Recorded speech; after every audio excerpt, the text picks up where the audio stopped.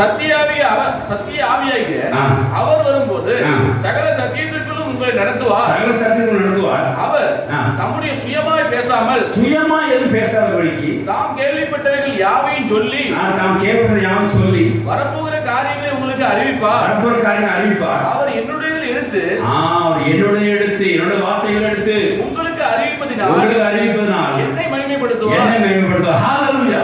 இயேசு சொன்ன வார்த்தைகளை உங்க சூழ்நிலைக்கு சரியாக அந்த வார்த்தைகளை எடுத்து காண்பித்து சரியான வசனத்தை எடுத்து கொடுத்து உங்களுக்கு தேற்றவரா இருக்கிறார் நம்ம பரிசுத்த ஆவியானவர். ஹalleluya.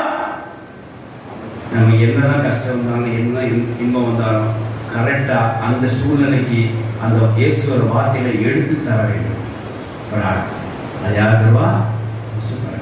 ஸோ இப்படிதான் ஒரு ஆளை பரிசுத்த ஆவியானவர் அந்த சூழ்நிலைக்கு ஏற்ற வசனங்களை வார்த்தைகளை இயேசு சொன்ன வார்த்தைகளை அவர் எடுத்து காண்பித்து தேவனோட வார்த்தைகளை எடுத்து காண்பித்து அந்த ஆத்மா என்ன செய்யறாங்க? தேற்றுகிறார். குறிப்பாக உதவி செய்கிறார், கம்ஃபர்டபுள் ஆகிறார். இன்னொரு காரியத்தை பாருங்க, அப்போஸ்தலர் 15ஆம் அதிகாரம் 13-14 வாசிங்க. அப்போஸ்தலர்